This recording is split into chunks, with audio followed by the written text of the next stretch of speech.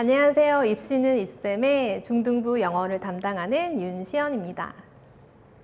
오늘 저의 소개를 시작으로 중학교 내신 영어가 어떻게 구성되는지, 그리고 내신 영어 100점의 함정, 중등 영어의 목표와 방향성, 마지막으로 저의 학습 방향과 관리법에 대해 소개해 보도록 하겠습니다.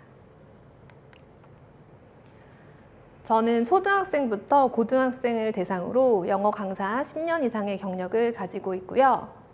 돌이켜보면 저랑 학습했던 친구들이 처음에는 영어에 자신이 없다가 저와 내신 대비를 통해서 성적이 크게 향상하며 영어뿐만 아니라 학습 전반적인 부분에 크게 동기부여 받고 자신감을 얻는 모습을 봐왔는데요.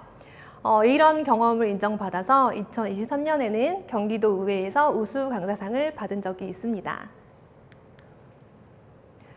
또 이렇게 저와 내신 대비를 열심히 해왔던 친구들은 시험이 끝나면 선생님 저 100점이에요 하면서 기쁜 소식을 전해주곤 했습니다.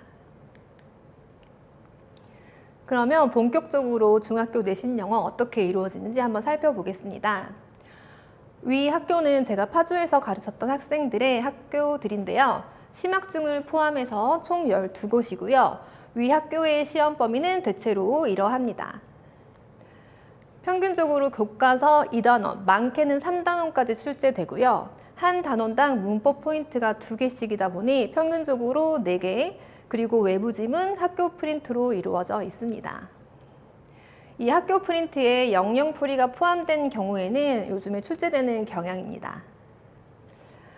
학교에서 변별력을 주는 영역으로는 문법, 서술, 어휘인데요. 문법이 고난도로 출제되거나 이 문법을 활용해서 영어 어순에 맞춰 문장을 완성하는 서술형, 마지막으로 이 어휘는 지문의 글은 조금 평이하나 선지에서 어려운 단어가 등장해 선지 독해가 막혀 풀지 못하는 경우가 있습니다.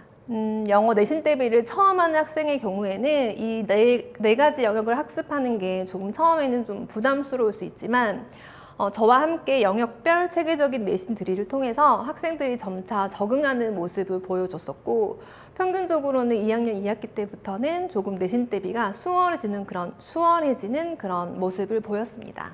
다음은 중학교 시험에서 고득점을 받는 유형인데요. A의 경우는 기본기가 탄탄하고 과제 수행도 성실해서 무난하게 고득점을 받았습니다. B의 경우에는 기초 문법이나 어휘 같은 그런 기본기가 부족하지만 내신 대비 기간이라는 그 단기간 동안 집중적으로 벼락치기에 성공해서 고득점을 받는 경우입니다.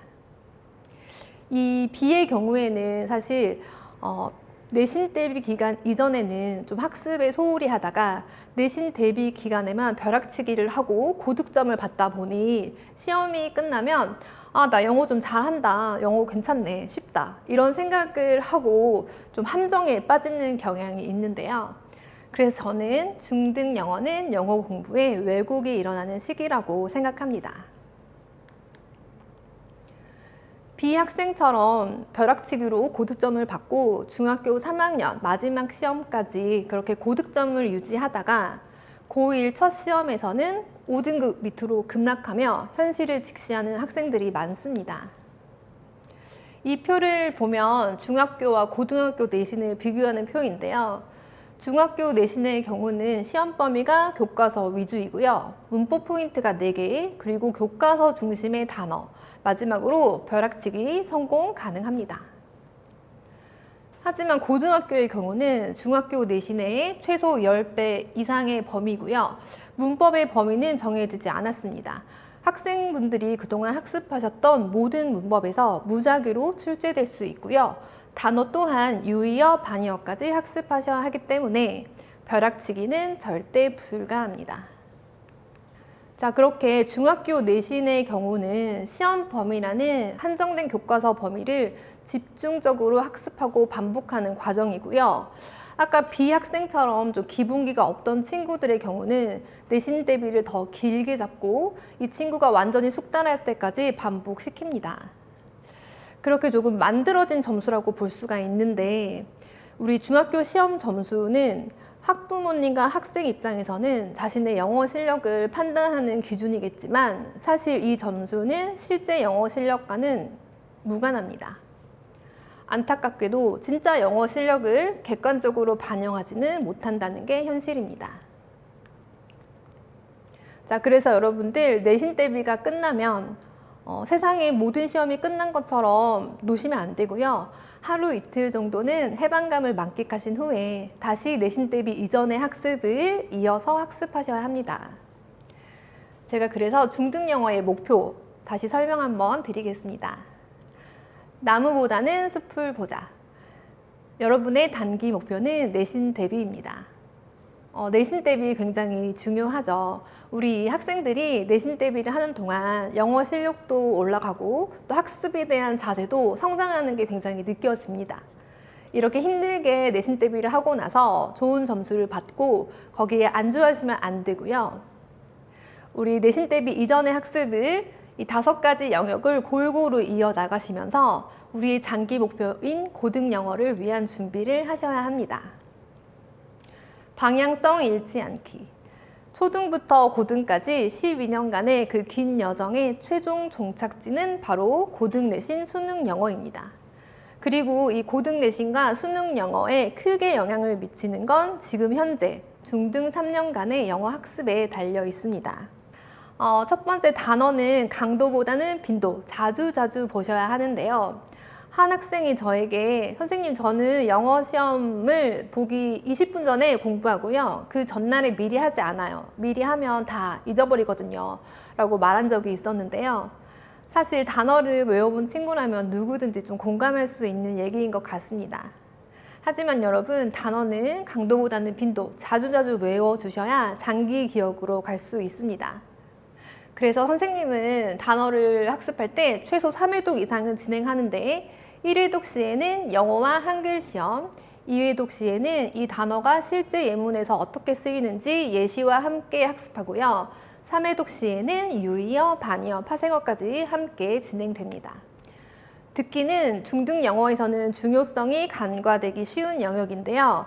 하지만 이 영역 또한 꾸준한 연습과 훈련을 통해서 한글 선지뿐만 아니라 영어 선지에서도 정답을 찾아낼 수 있는 그런 훈련이 필요합니다. 세 번째 문법입니다. 저와 함께 기초 문법과 심화 문법을 학습한 후에는 백지 테스트가 진행되는데요. 이 백지 테스트는 학생이 새로 배운 문법을 얼마나 흡수했는지 확인하기 위하여 백지에 처음부터 끝까지 그 개념을 써보고 적절한 예시도 함께 써보는 과정입니다. 이 시험을 통해서 자신이 얼마나 문법을 체화했는지 직접 확인할 수 있는 그런 정직한 테스트입니다. 네 번째는 영작인데요. 문법 개념을 적용해서 영작을 해보고 또 영어 어순을 익히는 과정인데요. 요즘 학교에서 내신 고난도 유형으로 출제가 되는데 이 영작 연습 또한 평소에 하지 않으면 작은 실수들이 나와서 부분 점수를 받게 되거나 또는 배점이 큰 그 점수를 잃게 되는 경우가 있습니다. 마지막으로 독해입니다.